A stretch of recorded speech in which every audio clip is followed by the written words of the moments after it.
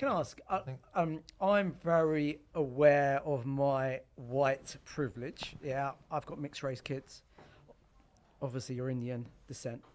Has that been a benefit to you, or has it been negative? I mean, I imagine there is people within your community you're trading with, so you've grown there. But has it? You tell me.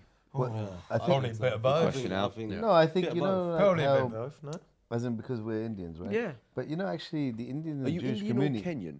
Indian, Indian. Indian, We'd say Indian. Indian. We'd Indians say from Indian. East Africa. Yeah, But Indians and the Jewish community, they are literally like Close. tight. Yeah. And we live in Bushy, Stanmore, so we're surrounded by both communities. And I'd say before most of our business was actually predominantly with Indians, Yeah. but now, I mean, we do so much There's like a business comfort with zone as with the well. Orthodox, the But I think- just your community as well as us. Yeah, I think the early years, I always remember going to the RAC club, and do you remember we walked in, we didn't have ties, and we went for some networking thing. I remember going to that room, and it was all old English people, and most people in property at that time were, but then we were 20, so forget that we were in brown, we were 20. And 5'6".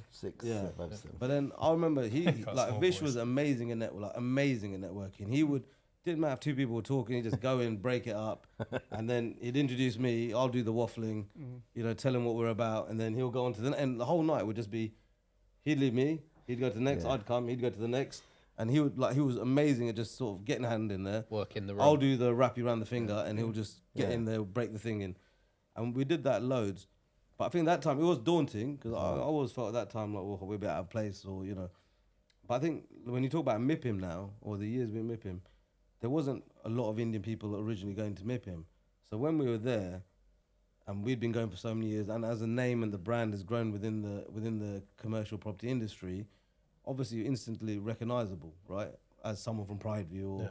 I think that. Because you always get like, which one are you? Which one are you? Yeah. Or even like a lawyer say, you all look the sometimes, and same. someone like another Indian guy. He's like, people just keep coming up to me and go, "Do you work for Prideview?" Yeah. So I think at that point, it was good for people recognizing you and standing out and things like that, and that has its benefits as well. But Do you think stepping away from the property industry, but in life in general over the last 20, 30 years, prejudice is less, or is society still negative there? No, I think.